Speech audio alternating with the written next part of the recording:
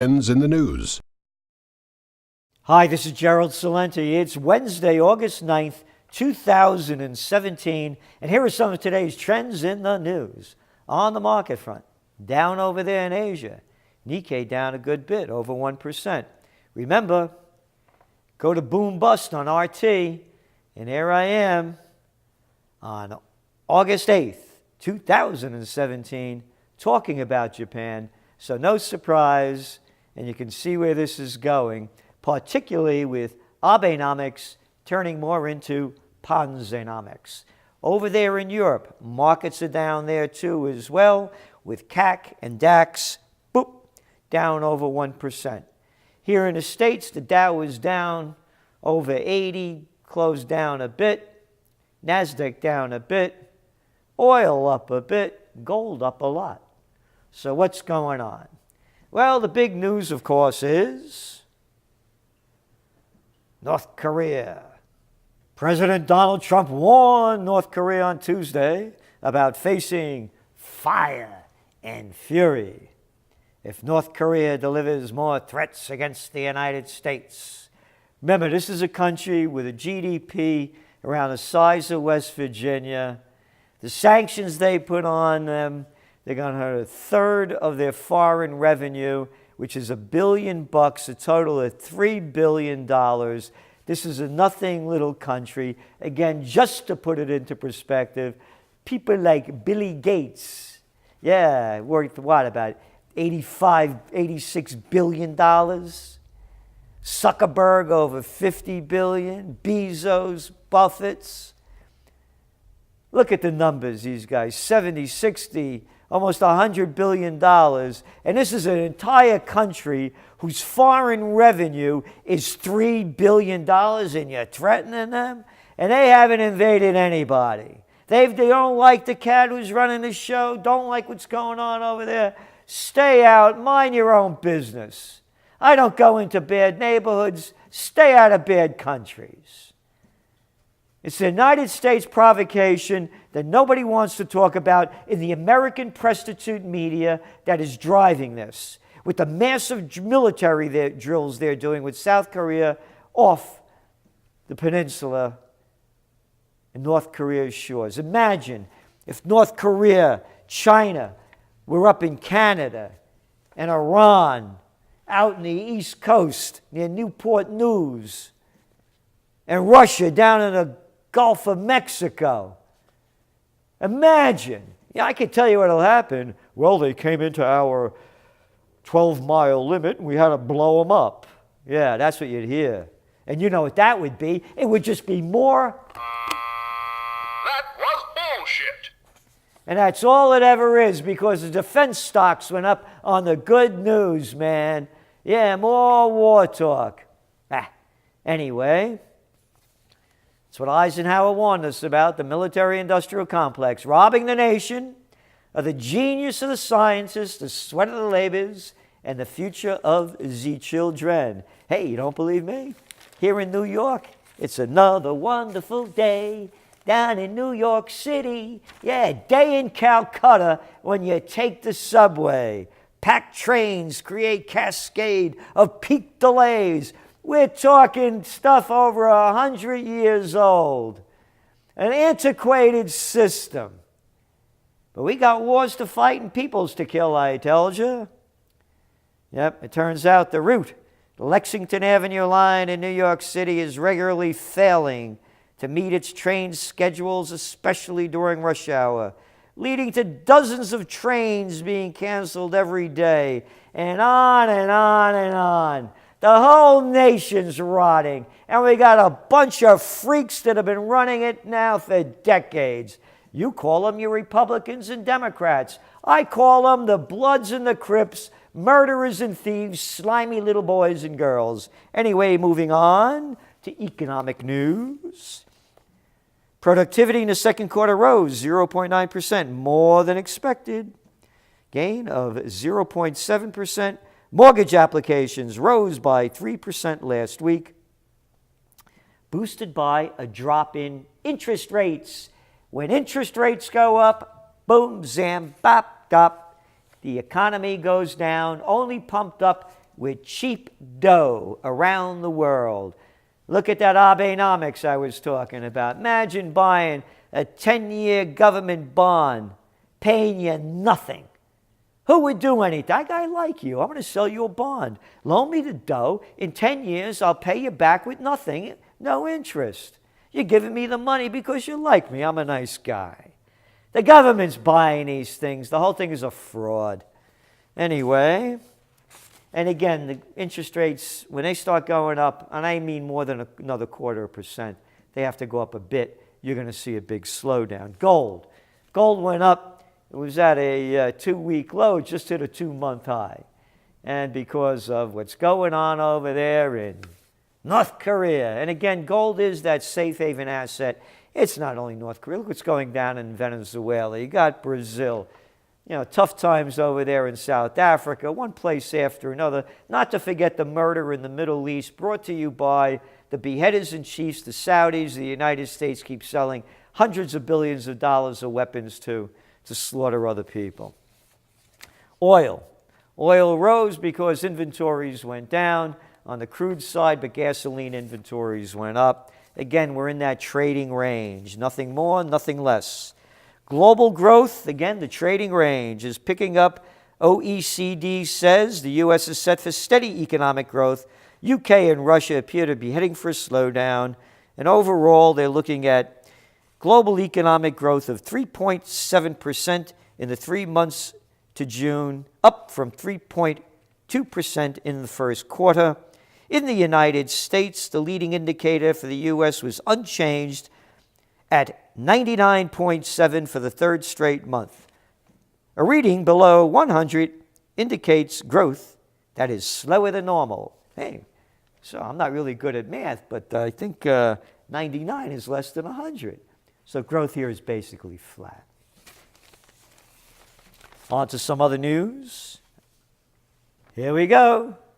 The markets. U.S. blue chip profits surged despite stagnation of Trump reform push. I've never seen anything like this in my lifetime. Had to keep going after Trump every day. Trump isn't my kind of guy, but this is disgusting, the hatred that the Presstitute media keeps building against him. And don't call it a liberal media. They're fascist, neocon, prostitute, low-life suck-ups who get paid to put out by their Washington Johns and their corporate whoremasters. So, infrastructure repair, tax reform, and deregulation has not happened under Trump, but the markets are going up because U.S. blue-chip companies are poised to report the first back-to-back quarters of double-digit earnings growth since 2011, with 87% of companies in the S&P 500 reporting their earnings for the past quarter. A blend of actual results and analysis forecasts indicate that earnings rose 10.3% per share year on year, according to FactSet. Okay. 5 things the U.S. earnings season taught us. Little story here in the Financial Times. Here's what's driving the market up. Information technology, energy, fiscal services. Between them, they account for more than 70% of the growth in earnings for the S&P 500. We look at technology and we see well overvalued shares. We look at energy. Energy stocks went up because of the latest boost when OPEC decided to cut back on how much production they were going to put out for sale each day, cutting it back 1.8 million barrels a day. But that hasn't gone anywhere, but it boosted profits temporarily. And the other one, of course, financial services, because the banksters could still go out and steal all they want, and nobody stops them from doing dirty deals. But then you look on the consumer end, and it ain't so good. So, moving on to, that's number 2, the consumer market isn't doing so great. Number 3, the weaker dollar. That's right, companies in America are selling their stuff because it's cheaper to buy with countries with currencies that went up as the dollar went down. And the dollar's down now some 7% this year. Again, it was up when Trump got elected, but since they've been talking him down, they've been talking the dollar down with it.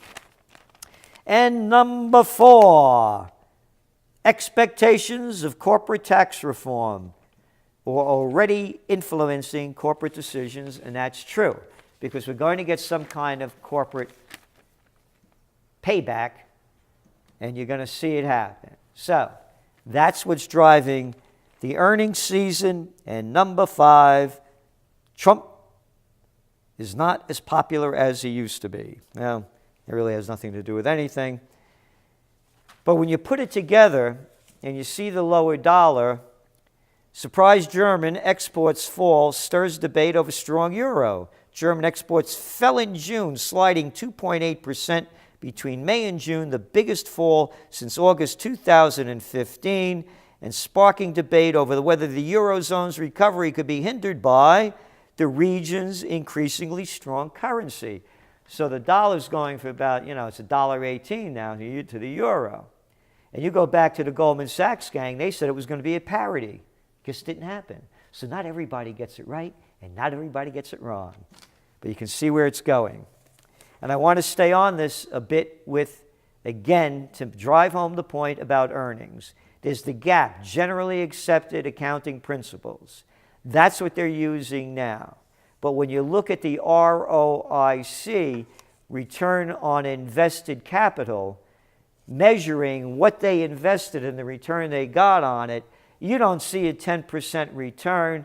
You see about a 4 to 5% decline over the last periods that they're talking about. So it's how you rig the numbers, and they're good at rigging numbers, just like they are good at starting wars and lying to you about it. Hey, everybody hates Iran. All the stupid people have no knowledge of the history of what the United States did to overthrow the democratically elected government of Mossadegh in 1953. And of course, the toilet paper of record, the Cartoon News Network, MSNBC, more of the same BS. Yeah, they don't report this story. A tiny story that came out today in the Financial Times. Here it is. Britain pressed U.S. to help topple Iranian Prime Minister in 1953 coup. That's right.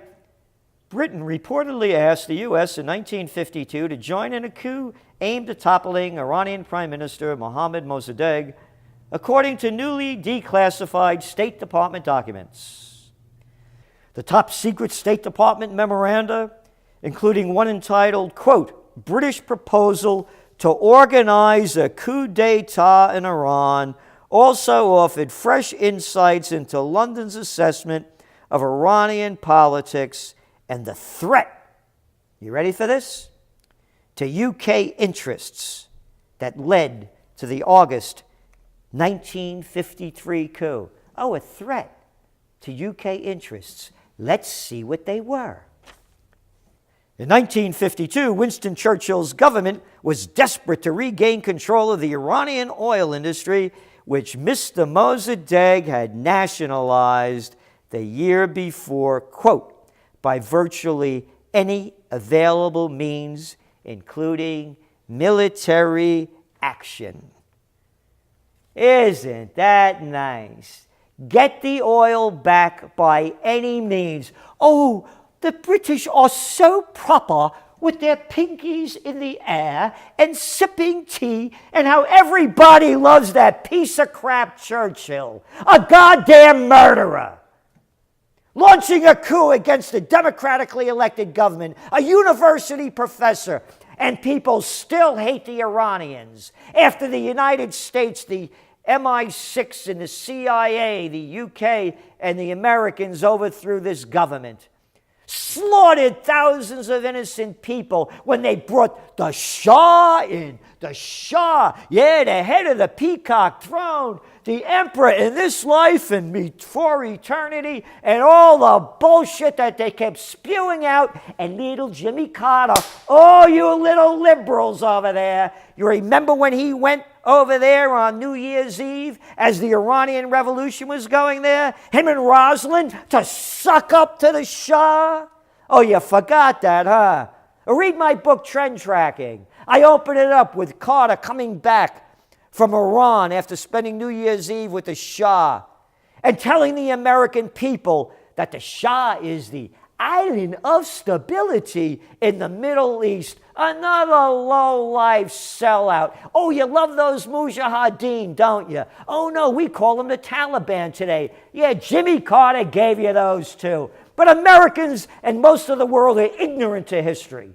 They just buy the lies that are being sold. And here they are, sold by the toilet paper record, the New York slime, and the little prostitutes that put out for them. Iran flexes in Afghanistan as U.S. presence wanes. And it goes on. Look at this spread they got here. Mon ami, huh? No evidence, but here's what these little low-life scum, the New York Times who keeps taking us to war after war. Yeah, you remember they sold us them yellow cakes that Saddam Hussein had, along with putting them in them aluminum tubes to shove them up your you-know-what. Here we go. Iran has conducted an intensifying covert intervention, much of which is only now coming to light. It is providing local Taliban insurgents. Taliban insurgents? Hey, jerk off. The Taliban were running the country. The United States invaded and occupied. They're not insurgents. You is occupiers. But we're going to use that kind of language so you can get to hate the Taliban. Because, hey, I wonder what the Kardashians are doing today. You see Justin Bieber lately? Anyway, local Taliban insurgents with weapons, money, and training. It has offered Taliban commanders sanctuary and fuel for their trucks. It has padded Taliban ranks by recruiting among Afghan Sunni refugees in Iran. And you know who says this? We got the facts right here. According to Afghan and Western officials. That's it. That's the proof. Afghan and Western official assholes. This is what they're selling us. And the people buy it. Story about what the United States has done with the English to Iran never makes the news. Oh, yeah, but them Iranians, they are over there in Syria. That's right. Invited by Assad, duly elected by the people, according to the international observers, when the election was held, as opposed to the United States and the other foreigners that are in a sovereign nation against international law. But those are only the facts. And then finally, on a very important note, hackers post new HBO films and demand a hefty ransom. That's the kind of big news that the toilet paper of record runs, but they ignore that story. So who did it? Who did it? Well, we got the word from the officials, and we'll tell you who did it tomorrow. Because, hey, if you believe them, you'll believe anything. This is Gerald Celente, and that's some of today's trends in the news.